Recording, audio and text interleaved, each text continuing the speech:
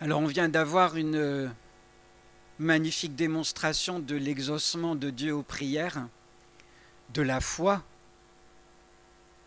de ce couple qui priait le Seigneur pour venir à leur secours, pour pourvoir à leurs besoins, et de quelqu'un qui a écouté la voix de Dieu d'une manière, nous à sa place, on aurait eu sûrement les mêmes réactions, c'est de la folie quoi. On sent des choses et puis est-ce que je dois vraiment le faire? Est-ce que je dois pas le faire? Est-ce que ça vient du Seigneur? Est-ce que ça vient pas du Seigneur? On est parfois dans des situations où on se demande ce qu'il faut penser de ce qu'on perçoit. Et aujourd'hui, on va parler de la foi. Alors, ma foi, j'ai mis un titre qui va susciter des questions. Empirique ou biblique? Alors peut-être que vous vous dites, qu'est-ce que c'est que ce mot, empirique? Vous savez ce que ça veut dire, empirique? Michael, c'est sûr, il sait. Sophie aussi. Empirique, c'est qui s'appuie uniquement sur l'expérience, sur ce qu'on a vécu. Et on fait abstraction de toute théorie, de tout texte qui pourrait nous expliquer comment ça fonctionne. On a observé des fonctionnements et on en fait un peu une règle. Et on va se poser la question aujourd'hui, ma foi, sur quoi elle s'appuie? Sur ce que j'ai vécu dans ma vie, sur les échecs, sur ce que je constate que le Seigneur exauce quelquefois pas? Ou est-ce que ma foi, elle s'appuie vraiment sur la parole de Dieu? On va méditer là-dessus et je vous propose, comme je le fais souvent, un petit parcours dans la Bible qui va nous faire réfléchir. Et on va sûrement chacun s'identifier dans différents contextes et essayer de voir où est-ce que ma foi, elle est vraiment biblique ou est-ce qu'elle s'appuie sur ce que j'ai vécu et qui étaient des moments difficiles, des échecs. Alors c'est vrai qu'on apprend, mais on ne peut pas laisser nos expériences malheureuses prendre le pas sur ce que la Bible nous enseigne et en tirer une conclusion que, aujourd'hui, c'est plus comme avant. C'est plus comme au temps de Jésus. Jésus guérissait tous ceux qu'il rencontrait. Je n'ai pas trouvé dans la Bible des endroits où il y a un malade qui est venu à Jésus et que Jésus lui a dit rien ou non. Et on ne peut pas tirer la conclusion que aujourd'hui Jésus guérit plus. Ou aujourd'hui, Seigneur, c'est plus comme avant, il n'exauce plus les prières. Ma foi, sur quoi s'appuie-t-elle? Alors on va parcourir une première histoire dans 1 Samuel 17. On va la lire. Alors c'est vraiment l'histoire type de la situation. Les Philistins réunirent leurs troupes pour faire la guerre et ils se rassemblèrent à Soko, ville qui appartient à Juda. Ils installèrent leur camp entre Soko et Azekah, à Éphes-Damin. Saül et les hommes d'Israël se rassemblèrent aussi. Ils installèrent leur camp dans la vallée d'Éla et ils se rangèrent en ordre de bataille contre les Philistins. Les Philistins se tenaient sur une montagne et Israël sur celle d'en face. La vallée les séparait. Un homme sortit alors du camp des Philistins et s'avança entre les deux armées. Il s'appelait Goliath, venait de Gath et mesurait environ 3 mètres. Alors j'ai fait exprès de prendre second 21, pour ça que c'est précisé, mais je vois que là il y a une mise en page qui est un petit peu différente, mais c'est pas très gênant. J'ai pris cette version parce que les unités de mesure, elles sont données dans des unités que nous on connaît, parce que les mesures qu'on trouve dans des traductions anciennes, ça ne nous parle pas assez, alors il faut toujours aller chercher dans les tableaux. de correspondance et puis faire les calculs. Donc là, ils sont déjà tout faits. Donc voilà, ce Goliath, il mesurait environ 3 mètres. La Bible, souvent, elle n'est pas très exhaustive sur les descriptions. C'est un livre qui est quand même assez sobre, mais il y a des endroits où on a beaucoup d'informations. Et si on les a, c'est sûrement parce qu'elles sont très importantes. Donc ce Goliath, il mesurait environ 3 mètres. Il avait sur la tête un casque de bronze et il portait une cuirasse à écailles en bronze qui pesait près de 60 kilos. Vous imaginez la force et la carrure du personnage. 3 mètres. Notre plafond, il n'y a pas Stéphane. Ouais, mais là, je ne suis pas sûr qu'il fasse 2 mètres, 2,50 m, c'est dans les habitations. Ici, on est au-dessus. Ouais. Mais bon, je pense qu'il aurait dû se baisser. 3 mètres, on n'est pas à 3 mètres. Il aurait dû se baisser pour entrer ici. Et les portes, qu'on soit, c'est 2 mètres 04, 204 cm, la hauteur d'une porte. Il devait se baisser pour perdre 1 mètre pour pouvoir rentrer ici. Vous imaginez le poids du vêtement qu'il a sur lui, qui le protège. 60 kilos. C'est quasiment mon poids. Mais lui, il avait ça juste pour se protéger. Vous imaginez avec un vêtement qui pèse une 60aine de kilos. Est-ce que vous arriveriez à marcher facilement? Bien sûr que non. Ce serait très lourd. Pour beaucoup, on doublerait presque notre poids. Il avait des jambières en bronze et tenait un javelot en bronze en bandoulière.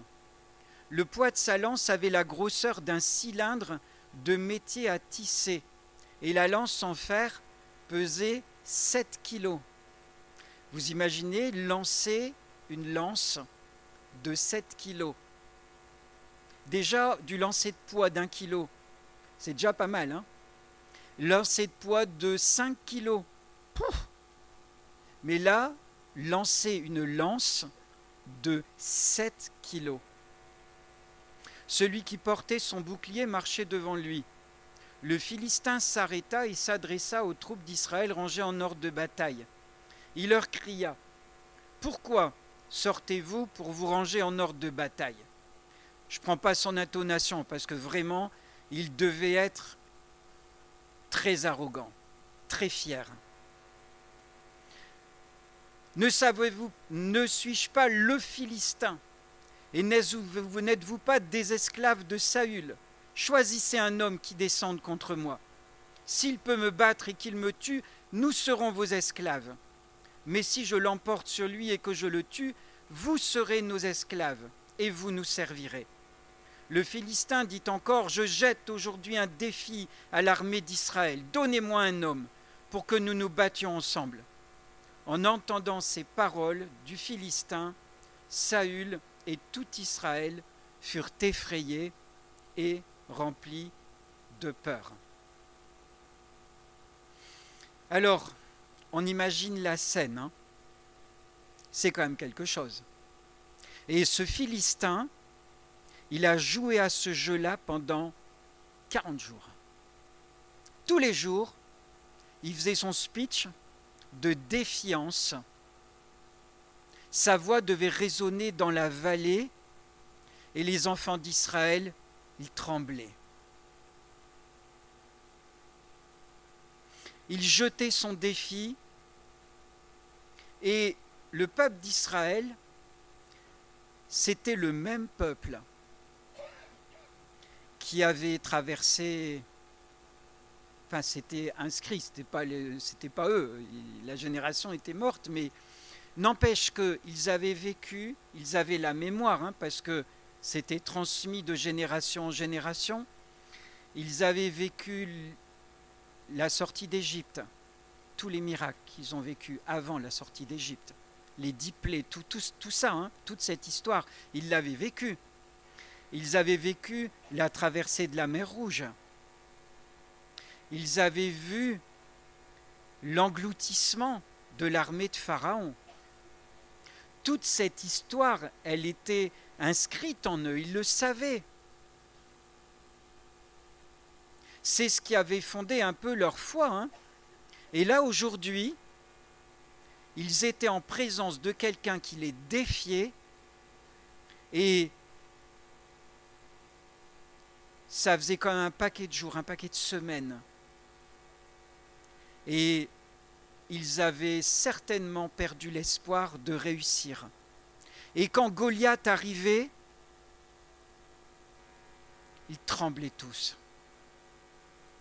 Parce que personne n'osait aller se battre devant lui.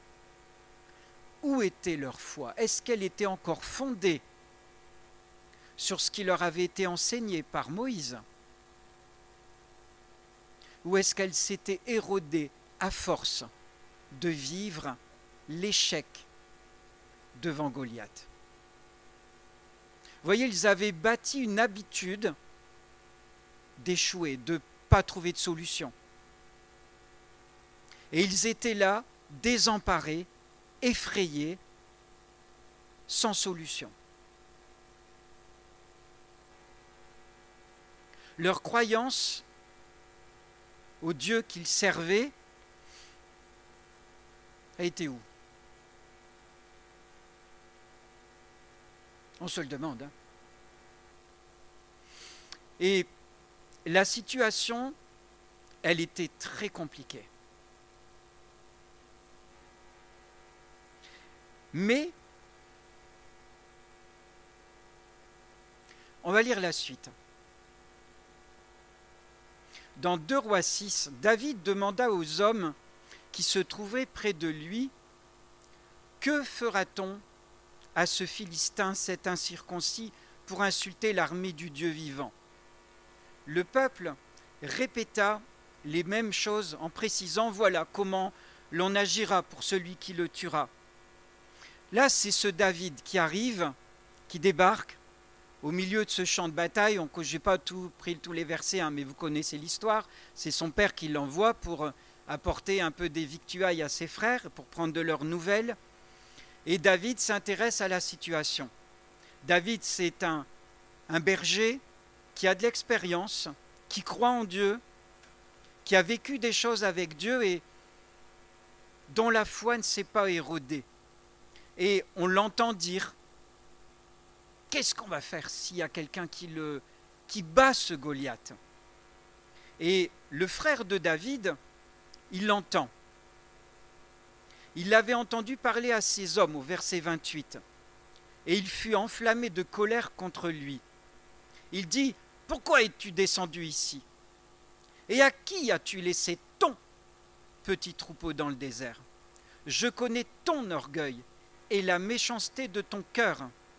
C'est pour voir la bataille que tu es descendu. » David répondit, « Qu'ai-je donc fait? N'ai-je pas le droit de m'exprimer ?» Il se détourna de lui pour s'adresser à un autre et posa les mêmes questions. On va s'intéresser à David encore après, mais tout de suite, on va s'intéresser à Eliab, le frère de David. Vous avez remarqué, Eliab n'est pas content. Il connaît son frère. Il sait qu'il est berger. Et j'ai mis en gras certaines formulations. Le troupeau de David. On verra plus tard, c'est le troupeau de son père. En fait, c'est le troupeau de la famille. Et David, il s'en occupait. Mais souvent, quand il y a des problèmes, par exemple, vous avez un ordinateur. Voilà, c'est Michael qui s'en occupe, super content, l'ordi va bien. C'est l'ordi, il projette, et puis d'un seul coup, on a un écran bleu. C'était l'ordi de l'église. Maintenant, il ne va plus. Michael, qu'est-ce qu'il a ton ordi? Qu'est-ce que tu lui as fait à ton ordi? Vous ne trouvez pas que ça marche souvent comme ça? Ben oui. Hein. Ben voilà, c'est ce qu'Eliab fait. Il s'adresse à David. Qu'est-ce que tu as fait de ton troupeau? Pourtant, c'est le troupeau de la famille. Hein. Mais Eliab, ce jour-là, n'est pas content. Le troupeau de la famille, c'est devenu le troupeau de David. Il vivait quand même pas dans le désert. Le troupeau, il avait de quoi se nourrir. Et voilà que l'endroit où il vivait, David, c'est quelqu'un de mauvais qui a abandonné son peu de troupeau, en plus dans le désert, rendez-vous compte. Je connais ton orgueil et la méchanceté de ton cœur. Le frère, il savait très bien comment fonctionnait son frère David. Il n'était pas comme ça. En fait, ce qui dérangeait Eliab, c'était la foi naïve de son frère. Seulement s'attaquer à la foi naïve de son frère, c'est inattaquable ça. C'est inattaquable.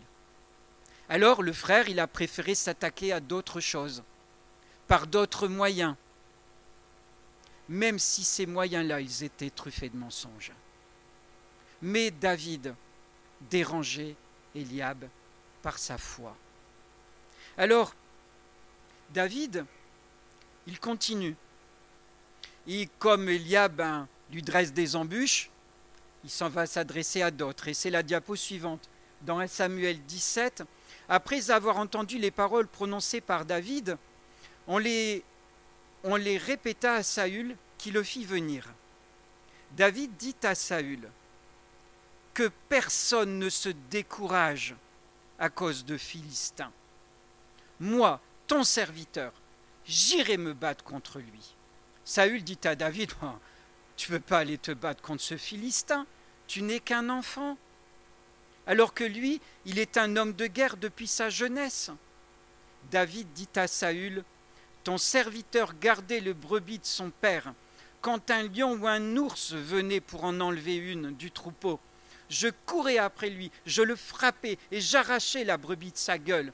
S'il m'attaquait, je l'attrapais par la gorge, je le frappais et je le tuais. La diapo suivante. C'est ainsi que ton serviteur a frappé le lion et l'ours. Et ce sera aussi le sort de ce Philistin, de cet incirconcis, car il a insulté l'armée du Dieu vivant. David ajouta, l'Éternel m'a délivré de la griffe du lion et de la patte de l'ours, et il me délivrera aussi de ce Philistin. Saül dit à David, vas-y donc. Il ne savait pas quoi répondre. Et que l'Éternel soit avec toi. Alors j'ai chanté la suite, parce que c'est vrai, après Saül, il revient un petit peu en arrière, il veut lui faire revêtir des vêtements qui ressemblent un peu à ceux de Goliath pour être à la hauteur. Mais David, il est incapable de marcher avec tout ça. David, il va aller se battre, non avec la foi érodée, basée sur tous les échecs de ses frères et du peuple d'Israël, il va aller se battre avec la foi naïve d'un enfant, parce qu'il est vu comme un enfant. Et Goliath, quand il va se retrouver devant ce petit gamin aux yeux bleus et blonds, il va se moquer de lui.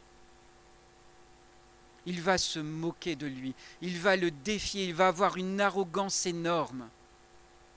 Mais la foi de David, est-ce qu'elle va défaillir? Il va s'adresser au Goliath sans le craindre. Et il va faire comme il a fait déjà avec le lion et l'ours quand il voulait s'attaquer aux brebis de son père. Parce qu'il a parlé des brebis de son père, vous avez remarqué, ce n'étaient pas les siennes. Et il va réussir. On connaît l'histoire. On va revenir au peuple d'Israël. Le peuple d'Israël, comme je l'ai dit, il avait connu des victoires. Quand on connaît cette sortie d'Égypte, la traversée de la mer Rouge, tout ce qu'ils ont vécu dans le désert, l'écaille, comment Dieu a répondu, mais ils ont vécu des tas de miracles. Dans notre vie, est-ce qu'on n'a pas, nous aussi, déjà vécu des miracles? Amen. On a déjà vécu des miracles avec notre Dieu. Pourtant, quand il y a un Goliath qui surgit devant nos yeux, quand il y a une montagne qui arrive, quand il y a une difficulté, un problème qui arrive, on a quand même la fâcheuse tendance à faire comme le peuple d'Israël, à mettre en oubli ce qu'on a vécu et à se retrouver dans la même posture de trembler et d'avoir l'impression qu'il n'y a pas de solution. Vous n'avez pas cette impression-là? Si, on oublie souvent. Et alors, la foi qui était fondée sur la Bible, elle devient une foi fragile, qui tremble devant l'ennemi et qui va peut-être se souvenir des fois où on n'a pas été exaucé, des fois où on a échoué, et on va se mettre à trembler comme le peuple d'Israël. Et si jamais ça dure, si jamais la difficulté, le Goliath continue d'être arrogant, notre foi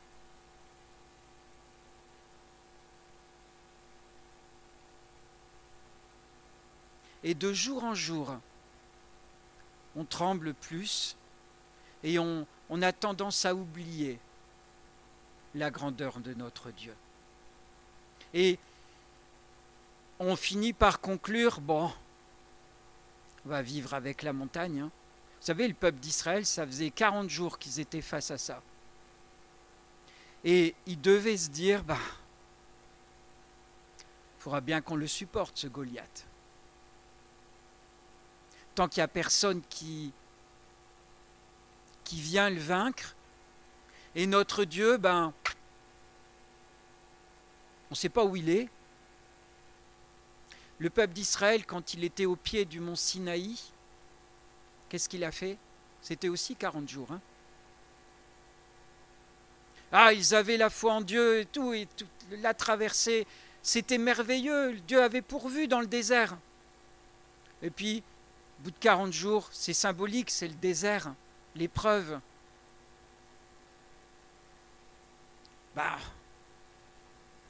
Ce Moïse, ce Dieu, on ne sait pas où est-ce qu'il est parti. Alors on va s'en fabriquer un qu'on voit. Au moins, il sera tout près de nous. Est-ce que, dans les moments difficiles qu'on traverse,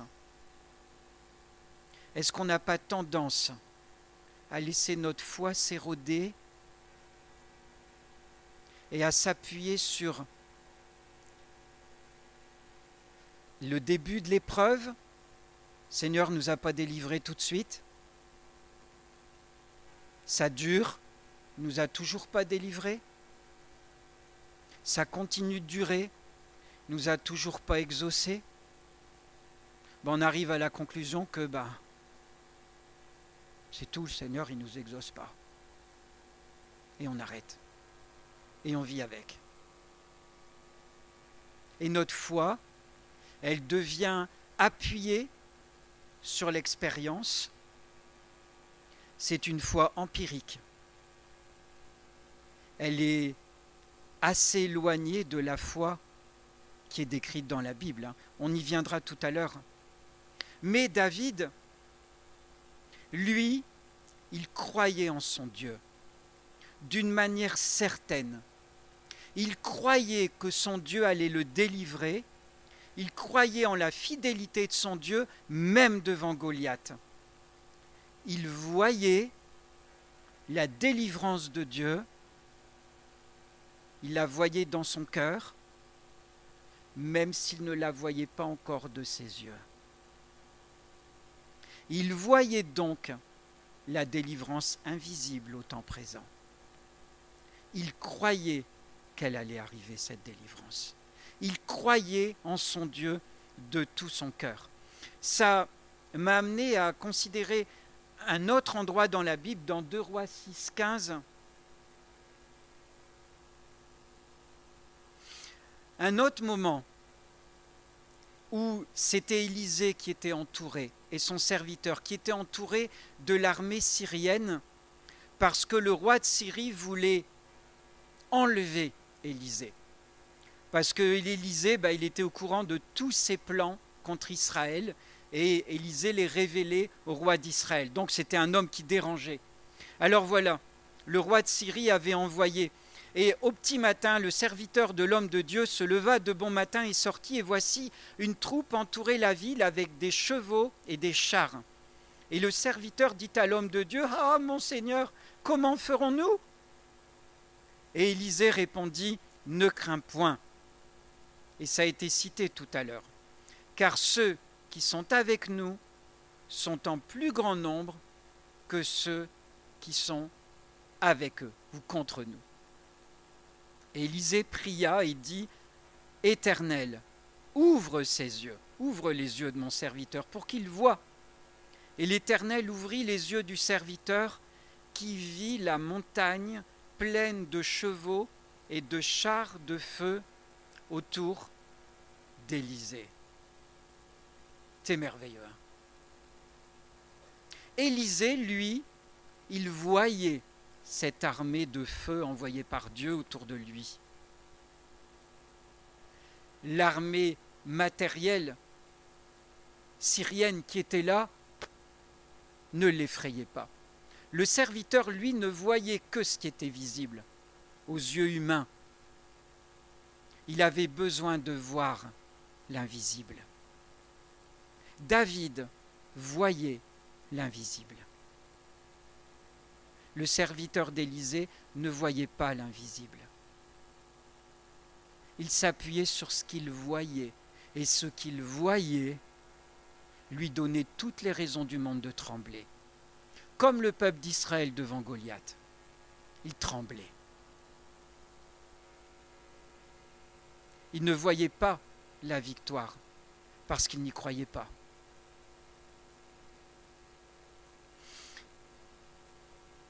Alors c'est facile d'avoir la foi quand on vient d'être exaucé. Mais quand on attend la délivrance depuis des jours, des mois, on a chacun nos 40 jours ou nos 40 années, nos 40 quelque chose, nos 40 unités qui symbolisent l'épreuve, la difficulté. Comment veiller à ce que notre foi ne s'éteigne pas? Alors j'ai pris des exemples, je suis allé les chercher, ce sont des exemples extrêmes. En les lisant, on va se dire, ouais bon moi je suis quand même pas là. Hein. On va voir dans Jérémie, Lamentation de Jérémie.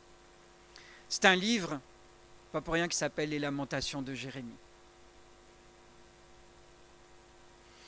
Je suis pour tout mon peuple un objet de moquerie, à longueur de journée. Je suis l'objet de leurs chansons. Vous imaginez à quoi ça correspond, hein? Ça veut dire que le peuple d'Israël, dont Jérémie est le prophète, se moque de lui. Ça veut dire qu'ils ont composé des chansons avec le nom de Jérémie pour se moquer de lui. C'est ce que ça veut dire, hein?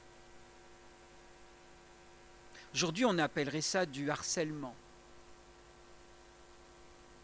Il était harcelé chaque jour. Il entendait les moqueries. Il entendait les chants qui se moquaient de lui. Et en plus, il m'a rassasié. C'est qui le il?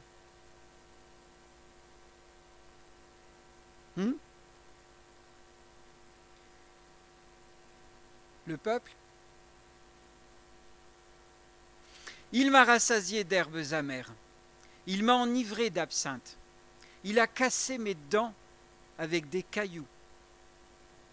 Il m'a piétiné dans la cendre.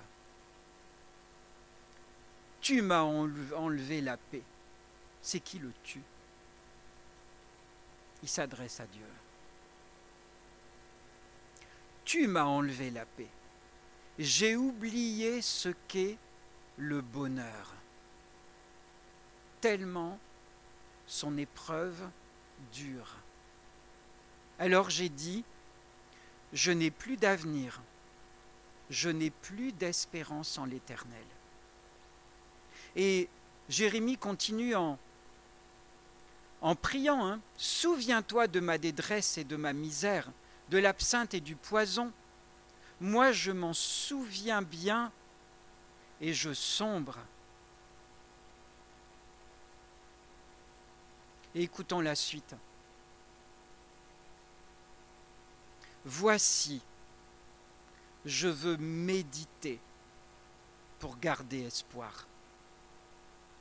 Les bontés de l'Éternel ne sont pas épuisées. Ses compassions ne prennent pas fin. Elles se renouvellent chaque matin. Ça, ce sont... Vous voyez, Jérémie, il a laissé parler son cœur, son corps qui souffrait. Et à un moment, c'est son cœur, son amour pour Dieu, la connaissance qu'il a de son Dieu qui reprend le dessus.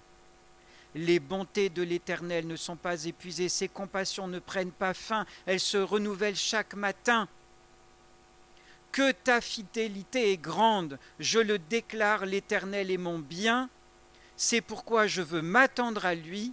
L'Éternel a de la bonté pour celui qui compte sur lui, pour celui qui le recherche. Et il continue en disant, il est bon d'attendre en silence le secours de l'Éternel. Je vous l'ai déjà raconté, c'est un verset qui m'est revenu beaucoup de fois quand je souffrais dans mon lit, que j'avais du mal à me lever, que j'avais mal à toutes mes articulations. Je priais le Seigneur de me guérir. Et j'avais toujours ce verset, il est bon d'attendre en silence le secours de l'Éternel. Le peuple d'Israël n'avait pas l'air de se dire ça. David savait que l'Éternel allait les secourir. Jérémie savait que l'Éternel allait le secourir. Et il est bon d'attendre pendant les 40 unités. Je dis des unités parce que c'est le nombre 40. C'est la traversée du désert, pendant laquelle le Seigneur va éprouver notre foi. Est-ce que pendant ce temps où tu fais face à un silence, tu vas te mettre à croire que le Seigneur n'exauce plus parce que tu as attendu trop longtemps? Est-ce que tu laisses ta foi devenir celle qui s'appuie sur cette attente, cet échec, ce long moment de silence de Dieu? Ou est-ce que ta foi va rester ancrée en celui qui peut tout, celui qui peut agir et qui va agir en son temps?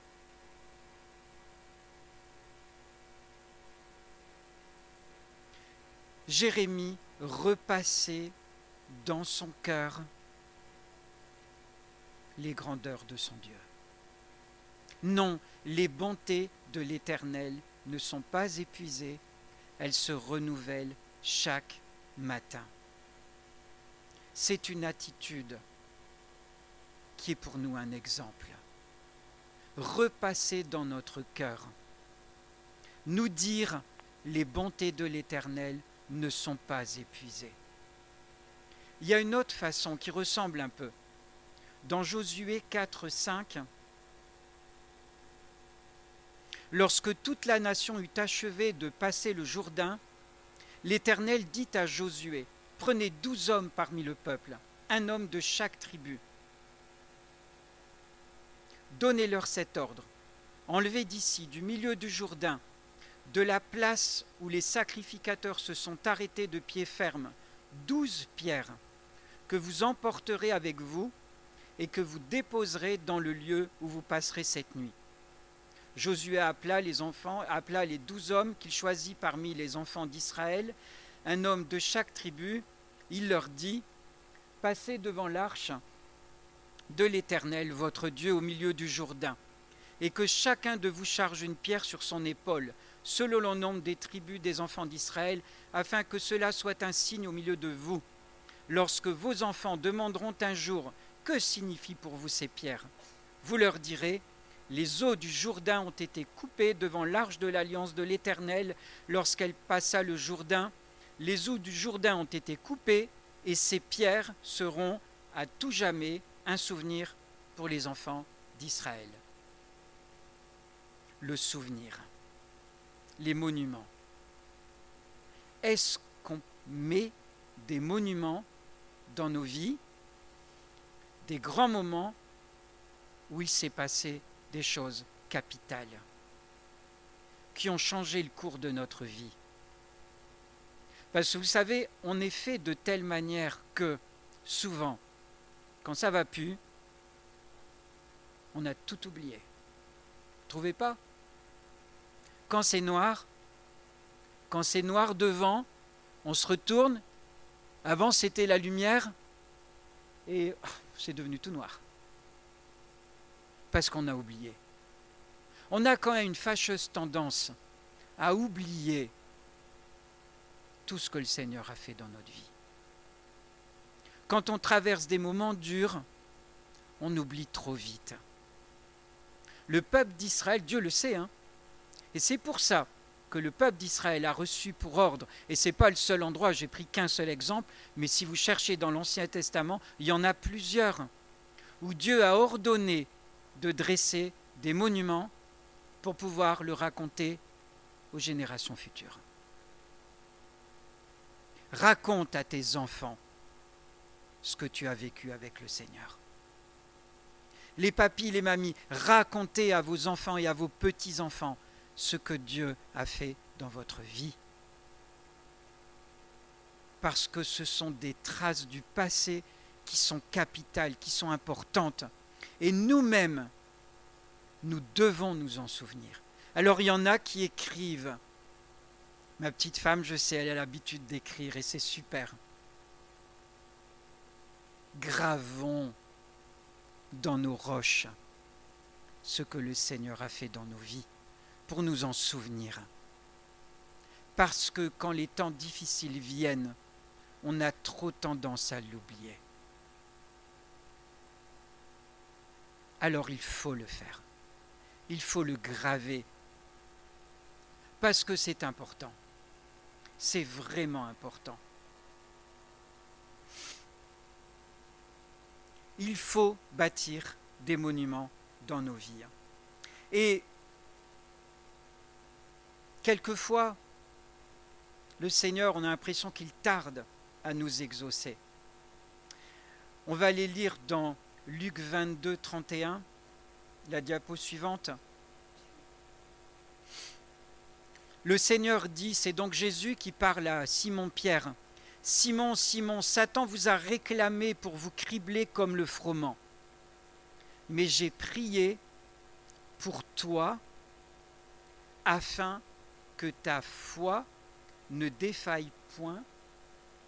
Et toi, quand tu seras converti, affermis tes frères. Ça quand même. Jésus a prié pour Pierre pour que sa foi ne défaille point. Et c'est d'ailleurs après que Pierre va se vanter.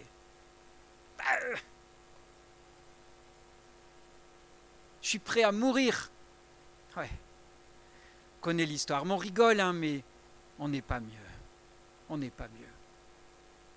On oublie tellement vite. Notre foi, elle s'appuie tellement vite sur les moments que, Seigneur, il ne nous a pas répondu tout de suite. Et ça fond. On fond tellement vite. Notre foi fond tellement vite.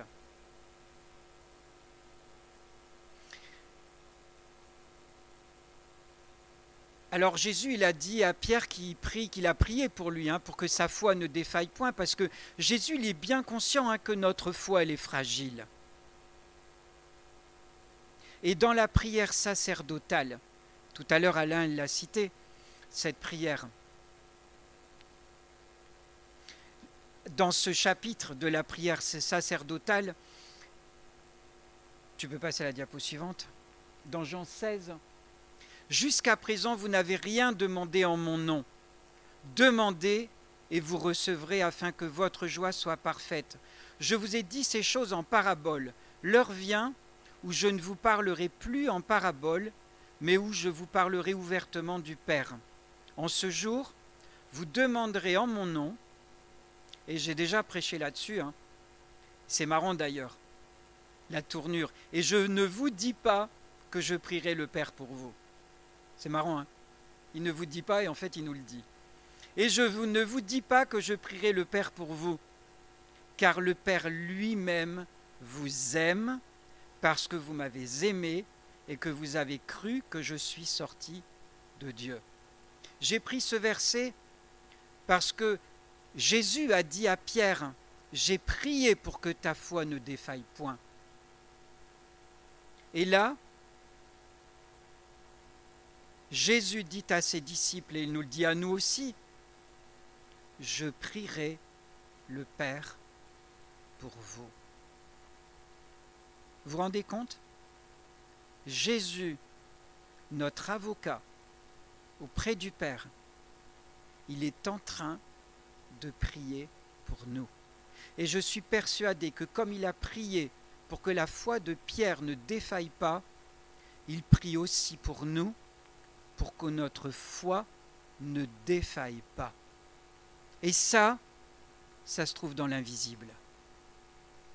Est-ce que nos yeux peuvent s'ouvrir pour voir ce Jésus qui prie pour nous, qui intercède pour nous, pour que notre foi ne défaille pas?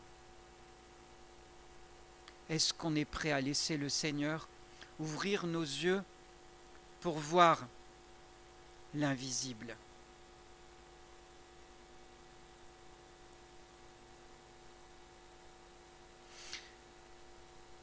Seulement dans les moments difficiles, il y en a un aussi qui s'approche de nous. C'est le père du mensonge. Et vous savez comme moi que lui, c'est le champion pour tout faire pour anéantir notre foi. Il va nous dire,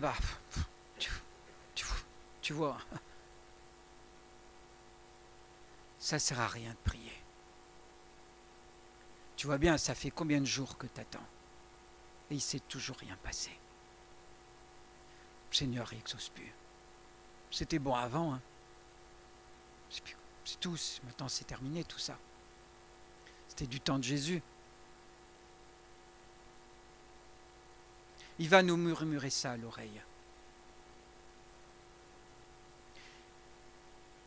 Quel aiguillage on prend? Est-ce qu'on prend l'aiguillage du découragement? Ou est-ce comme le peuple d'Israël? Ou est-ce qu'on prend l'aiguillage de la victoire comme David? On va parcourir rapidement Hébreux 11, 1. Il fallait forcément qu'on y arrive. Hébreux 11, 1. Or, la foi est une ferme assurance des choses qu'on espère, une démonstration de celles qu'on ne voit pas. On le connaît tellement par cœur, on est tellement capable de le citer, qu'on ne réalise même plus le sens de chaque mot. Et pourtant, c'est tellement important. Elle est la ferme assurance. Ce qui est ferme ne chancelle pas. Ce qui est ferme, ça tient dans le temps. Et c'est une assurance. Ça veut dire que dans mon cœur, je sais. On peut me couper en morceaux, chacun des morceaux, c'est. Et je sais quoi? Elle est la ferme assurance des choses qu'on espère. Ce que j'ai demandé à Dieu, j'espère en Dieu. Je crois que Dieu m'entend. Je crois que le Seigneur entend ma demande. Et la suite, la foi, elle est une démonstration des choses qu'on ne voit pas. David devant Goliath, il voyait la victoire qui était invisible à l'instant présent. Il voyait dans l'au-delà. La foi, c'est croire que ce que je ne vois pas, je vais l'obtenir. Parce que c'est à Dieu que je m'adresse. Et le Seigneur, il est tout-puissant pour entendre et pour honorer ma foi. La foi, c'est donc comme une porte qui m'ouvre les cieux, qui m'ouvre la porte de l'invisible, de ce que je ne vois pas, mais que je vais obtenir. Mais si je ne crois pas, est-ce que je vais l'obtenir? Ben non. La foi, elle fait venir le surnaturel dans ma vie. La foi, elle va faire venir quelque chose de grandiose dans ma vie. Elle va me faire ouvrir la porte de l'invisible et entrer dans cette dimension surnaturelle de ma vie que Dieu connaît, que je ne vois pas encore. Et cette foi, si on continue dans Hébreux 11, 6, non, pardon, c'est la diapo suivante. Jusqu'à présent, dit Jésus, vous n'avez rien demandé en mon nom. Demandez et vous recevrez afin que votre joie soit parfaite. Et on va voir que cette foi en Dieu, elle est nécessaire. Dans Hébreux 11, 5, la suite, c'est par la foi qu'Enoch fut enlevé pour qu'il ne vit point la mort et qu'il ne parut plus parce que Dieu l'avait enlevé. Car avant son enlèvement, il avait reçu le témoignage qu'il était agréable à Dieu. Or, sans la foi, il est impossible de lui être agréable, car il faut que celui qui s'approche de Dieu croit que Dieu existe et qu'il est le rémunérateur de ceux qui le cherchent. Si on n'a pas la foi, on n'est pas agréable à Dieu. Il est nécessaire que quand on s'approche de Dieu, on croit qu'il existe. Et il est le rémunérateur. C'est lui qui va rémunérer notre foi. Il va donner un peu le salaire de notre foi.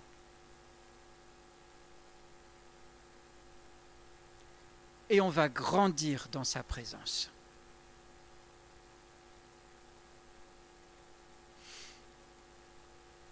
Sans la foi, il est impossible de lui être agréable. Et d'ailleurs, on peut voir que Jésus lui-même a été confronté au manque de foi qui s'appelle l'incrédulité. Vous connaissez tous l'histoire. Dans Matthieu 13, on ne va pas tout lire, mais vous l'avez là. Tout à la fin, mais Jésus leur dit, un prophète n'est maîtrisé que dans sa patrie et dans sa maison. Et la conclusion, elle est triste. Et il ne fit pas beaucoup de miracles dans ce lieu à cause de leur incrédulité. Pourtant, Jésus, il a fait plein de miracles. Et il y a un endroit où c'est dit qu'il n'en a pas fait beaucoup. C'est pas parce qu'il était plus le Dieu Tout-Puissant. C'est parce qu'ils étaient sceptiques. Ils ne croyaient pas qu'il était le Fils de Dieu. Quand on lit, n'est-ce pas le fils du charpentier? N'est-ce pas Marie qui est sa mère? Là, eux, Jacques et Jean, c'est pas ses frères. Croyez pas qu'il était l'envoyé de Dieu. Jésus n'a pas fait beaucoup de miracles. C'est le seul endroit dans le Nouveau Testament où on voit que Jésus n'a pas fait de miracles. Pas beaucoup. Il en a quand même fait, mais pas beaucoup.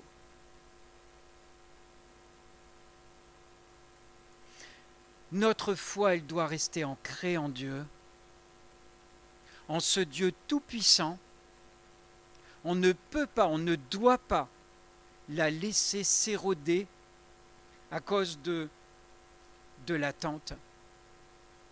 Parce que quelquefois, le Seigneur n'exauce pas tout de suite. Il y a cette période, l'épreuve de notre foi. Mais Jésus prie pendant cette attente pour que notre foi ne défaille point. Et on va terminer par la dernière diapo qui conclut bien. Jésus lui dit, et on sait à qui il l'a dit, à la sœur de Lazare, juste avant de le ressusciter. Ne t'ai-je pas dit que si tu crois, tu verras la gloire de Dieu. Si tu ne crois pas, tu ne la verras pas.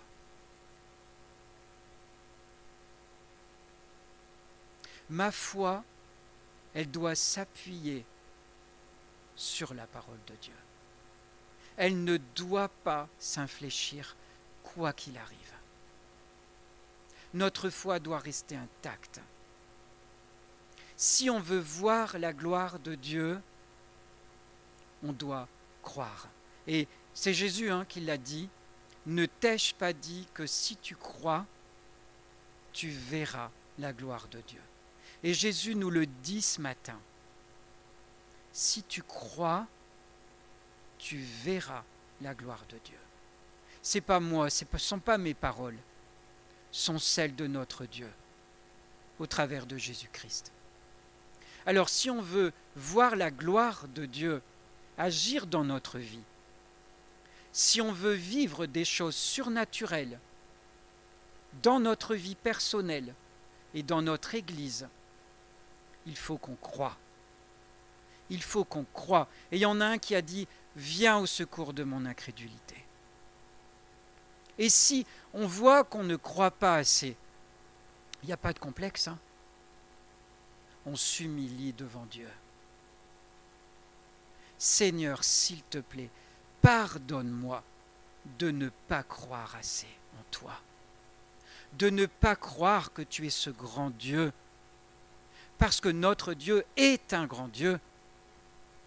Et s'il n'est pas un grand Dieu dans notre vie, c'est parce qu'on ne le croit pas assez. Parce qu'il est l'Éternel, le Dieu des armées, celui qui peut tout. Il faut croire en sa parole. Il faut croire en ce qu'il nous a dit. Et on verra des choses arriver. Mais il faut le croire. Et vous savez, dans les temps qui viennent, ce qui est devant nous, si on ne tient pas bon dans notre foi, on va se perdre.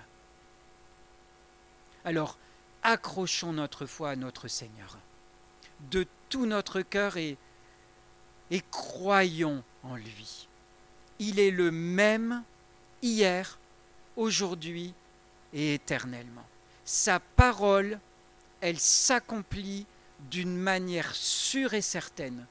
Je repasse chaque jour dans mon cœur les bontés de l'Éternel. Elles ne sont pas épuisées, elles se renouvellent chaque matin. La source du Seigneur n'a pas tari. Il est toujours le même. Amen. Seigneur, merci pour ta parole. C'est toi qui es notre Dieu. Tu es l'Éternel, tu es le Dieu d'Israël, et nous sommes l'Israël spirituel. Nous sommes ton peuple. C'est toi qui marches devant nous. Et Seigneur, je te prie de faire de nous des David qui ont la foi, des David qui croient de tout leur cœur. On se moquait de David tellement il apparaissait comme un gamin. Mais Seigneur, nous voulons être ces enfants qui croient d'une foi naïve en ce Dieu qui est le Tout-Puissant. Seigneur, donne-nous cette foi en toi, notre Père. Amen.